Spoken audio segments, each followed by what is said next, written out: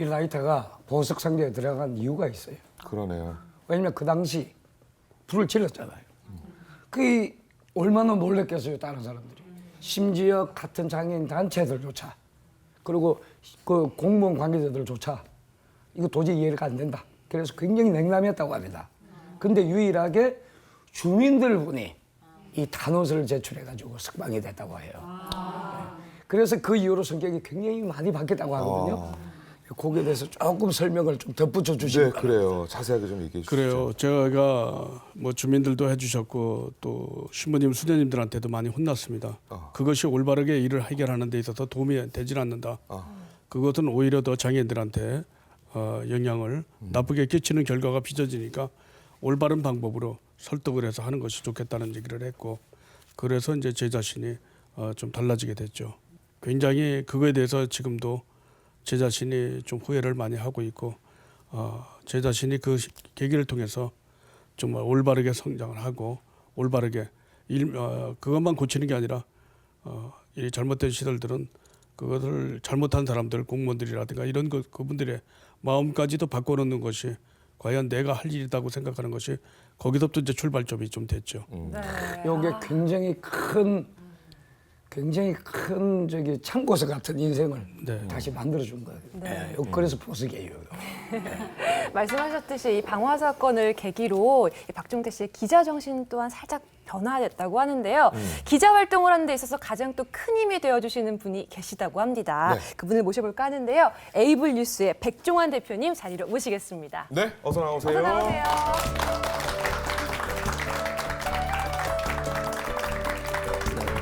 네, 앉으시죠.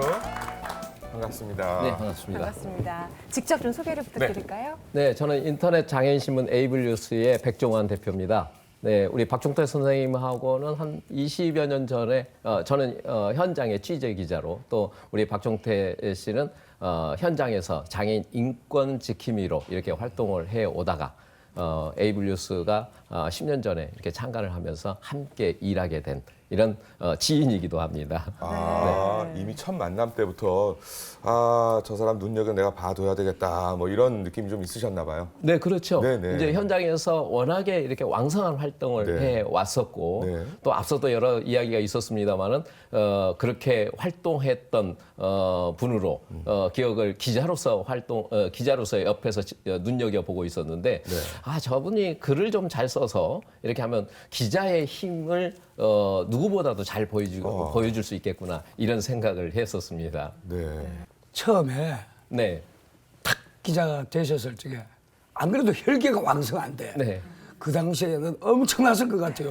우리 대표님 속 무지하게 상하셨을 것 같은데 솔직하게 말씀해 주세요. 불안하시기도 하셨을 것 같은데요. 네, 솔직하게 말씀드리면 네. 안 선생님께서 말씀하시기를 혈기왕성하다 이렇게 말씀하셨는데요. 네. 혈기왕성한 것보다도 막가파 기자라고 하는 것이 더 한 두 단계 어울릴까요? 뛰어넘어서. 네, 그렇습니다. 예, 제 그냥 동생하고 비슷한. 네. 거의 그 불도저 정신으로 그렇죠. 밀어붙이는. 예. 근데 그러한 이유가 있는데요. 가령 우리 어머님들 나와 계십니다만은 어머님의 자녀들이 힘 있는 청년이라든가 힘 있는 이런 그 깍두기 형님들한테 맞고 계시다. 또 부모님이 일방적으로 힘 있는 사람한테 맞고 있다라고 한다면 어떻게 하실 것 같아요? 달려들어서 싸우겠지요. 그러지 않겠습니까? 그럼요. 우리 이제 박종태 우리 기자께서는 장애인 당사자이기도 하니까 장애인 문제는 본인의 문제이고 또 가족의 문제이고 내 부모의 문제였거든요. 네. 그러다 보니까 힘 있는 어떤 힘에 의해서 장애인 문제가 해결되지 못하면 그에 대한 분함이 내 부모님이 맞는 것처럼 내 자녀가 힘 있는 사람한테 맞는 것처럼 이 분함이 있었던 거였죠. 그래서 그 분함을 해결을 스스로 자제하지 못하고 내 부모가 맞는가, 내 자녀가 맞는다라는 심정 때문에 그렇게 과격한 행동을 했던 것으로 풀이됩니다. 그렇습니다. 그래서 방화 사건도 있었고요. 예. 그 20년 동안 함께 하시면서 초창기 때 뭐 열혈 그리고 굉장히 이게 혈기왕성하게 활동을 하셨을 텐데 네.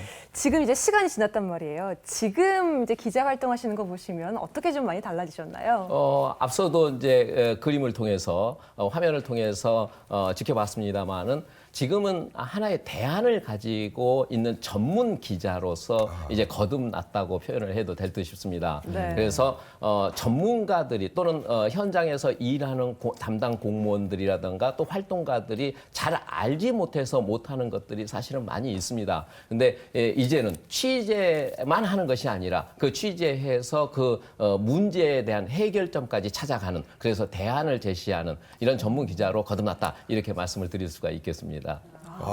우리 대표님께서는 물건 같은 거 파시면 아주 잘 파실 것 같아요. 아니, 말에 설득력, 힘이 있으셔서 뭐 이렇게. 이동훈 씨, 예. 대표는 아무나 되는 거 아니에요? 그러니까.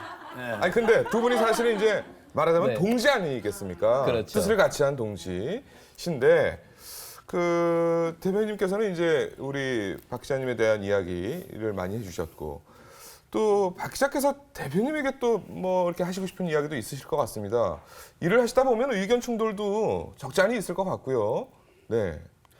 근데 저는 참 대표님을 많이 존경을 하고요. 네. 제가 많은 것들에 대해서 이렇게 취재를 하거나 이러면 그거에 대해서 전혀 뭐 문제나 이런 것을 삼지 않습니다. 많은 데서도 아마 압력이 들어올 것이고 문제를 제기하는데도 불구하고 하나도 내색을 안 하십니다. 그거에 대해서 저도 알고 있고 굉장히 고맙게 생각을 합니다. 정말 멋진 기자 아닙니까? 움츠러들지 않고 그냥 앞만 향해서 앞으로 뛰어나가는. 네. 근데 그렇게 뛰면서도 알아주지도 않는 상태에서 정말 많은 것들을 이뤄냈거든요. 그 점에 대해서 우리 대표님께서 우리 박종택 기자님에 대해서 좀 이렇게 조금만 설명을 좀 덧붙여 주세요. 네. 장애인 문제에 대한 여러 가지 사안들을 정말 많은 것을 고쳤어요. 그 일일이 나열하기는 정말 어렵습니다만은, 그 외에도, 그러니까 이제 정책을 위반하는 국회의원들이라든가 정부의 관계자들이 우리 박종택 기자가 직접 작성했던 기사를 가지고 정책 위반하는 골격을 만듭니다. 즉, 제도를 만들고 법안을 만드는데 기본 골격을 만들어서 새롭게 우리 장애인들이 이제 쉽게 편안하게 살아갈 수 있도록 하고 있지요. 그래서 요즘은 이제 유행어처럼 유니버설 디자인, 모두가 편한, 장애인이 편안하면 모두가 편안한. 우리 이제 박종택 선생님께서 대표적으로 하는 것이 뭐 지하철의 엘리베이터 설치 문제라든가 시각장애인의 보행 문제라든가 이런 것을 이야기합니다만은, 장애인이 편안하게 엘리베이터를 타고 가니까 가장 먼저 타시는 분들이 어르신들 타고 내리시죠. 그리고 임산부들 타고 내리시죠. 장애인이 편하면 정말 세상이 편한, 세상이 편한, 우리 사회가 편한 이런 일을 스스로 해결해내고 있다는 점, 이런 것을 좀 자랑하고 싶습니다.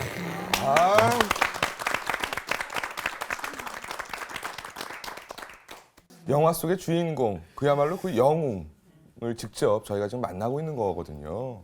대표님께서 네. 칭찬도 이제 많이 해주셨고 여러 가지 네. 말씀을 해주셨는데, 그래도 또 늘 당부하고 부탁하고 뭐 염려하는 그런 부분이 있으실 것 같습니다. 기자님에게 네. 한 말씀해 주시죠. 우리 박종택 기자께서는 지금 50 중반에 있습니다만 아직도 혼자 살고 있습니다. 어려서 이제 고아로 자라서 네. 이렇게 수녀원에서 시설에서 이렇게 생활을 했고 지금까지도 혼자 살고 있어서 간혹 물어봐요. 왜 결혼을 안 하십니까? 네네.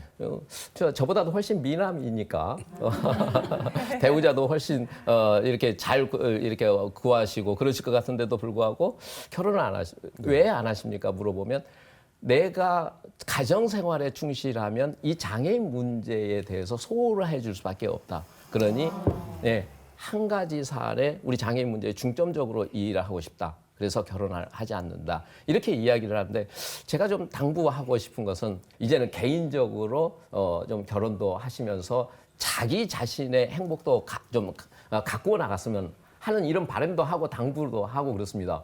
어머님들 중매 한번 서보시죠. 네. 네. 오늘 귀한 시간 내주신 백종원 대표님 다시 한번 감사드립니다. 고맙습니다. 고맙습니다. 에이블 뉴스의 장애인 인권 기자 박종태 기자와 함께하고 있습니다. 자, 다음 보석 상자에 어떤 보석이 숨어 있을지 한번 열어볼까요? 네.